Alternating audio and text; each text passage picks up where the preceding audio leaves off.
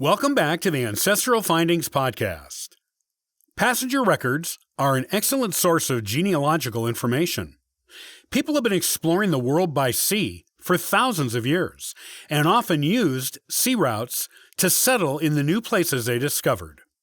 If your ancestors came to America by boat, this is what you need to know about using passenger records to discover more about them and their lives before they came to America.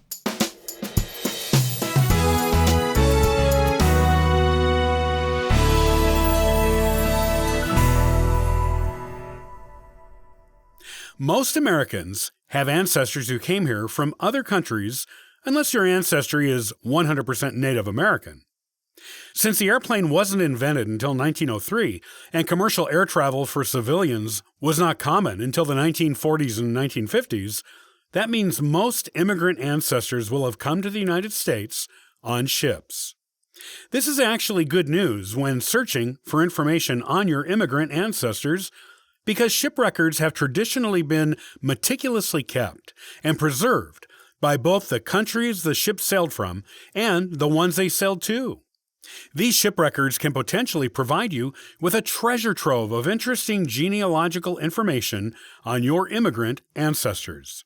Why did countries keep such careful records about the ships that entered and left their ports?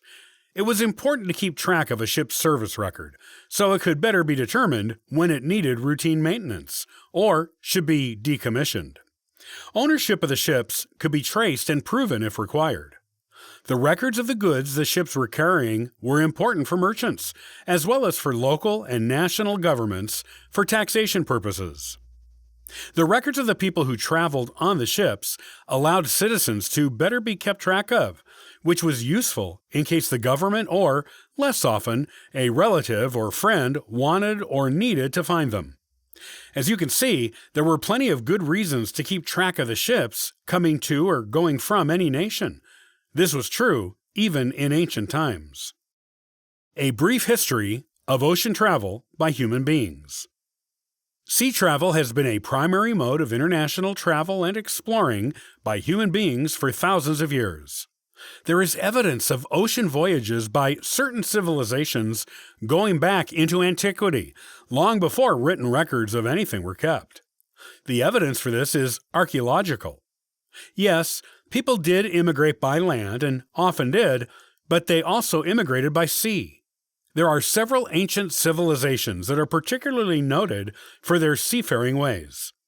It seems that as soon as people discovered that they could build vessels that would carry them across the water, they did so with enthusiasm, experimenting with longer and more ambitious voyages.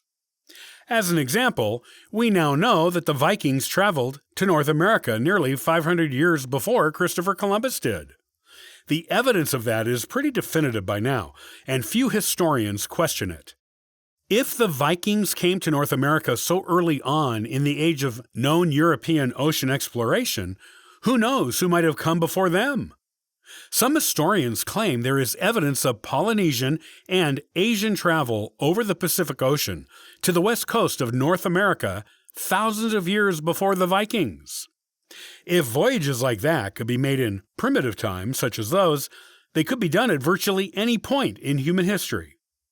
People have traveled by sea to begin new lives in new places for almost as long as there have been human beings. Passenger records, once they started to be kept, can tell you a wealth of information about your immigrant ancestors. Locating the point of origin of your immigrant ancestor.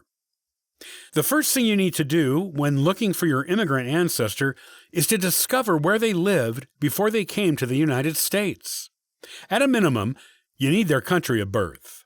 The more you can narrow down the place of birth, the better. Many nations that sent immigrants to the United States had several ports of departure for ships. So, knowing your ancestor's county, province, city, or town will be extremely helpful in locating the name of the ship they took to their new life in their new country. If you do not have this information, do some genealogical research online or at your local genealogical library to get as much information on this ancestor as you can. It really does pay to be equipped with this information when looking for the ship they sailed on to the United States. It will save you a lot of time and effort in searching through ships from the time period. With a more approximate location of your ancestor's point of origin, you will be able to start your search for a ship's name with the nearest port to their home.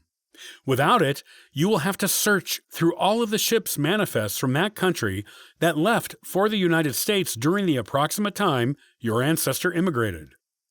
While your ancestor may have departed for the United States from a location far away from their actual home, and sometimes this is true for a variety of reasons, you have the best chance of quickly finding the name of the ship if you know the name of the local region, province, county, city, or town from which your ancestor originated. You will also have far fewer ships to look through to potentially find your ancestor's ship. Look through any documents you can find to narrow down the point of origin for your immigrant ancestor.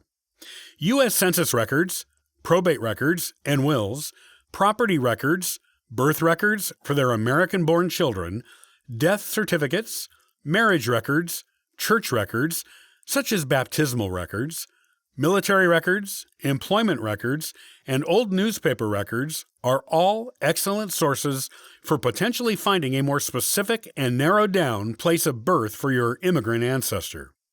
Once you know their place of birth, you can start looking at records of ships that sailed to America from the nearest port to the place they lived.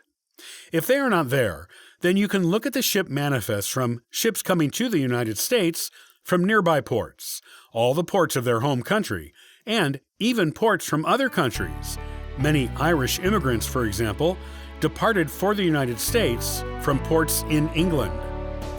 Locating the ship your ancestors sailed on all starts with knowing where they lived before they came to this country. Join me the next time as we continue a closer look at passenger lists with Part 2.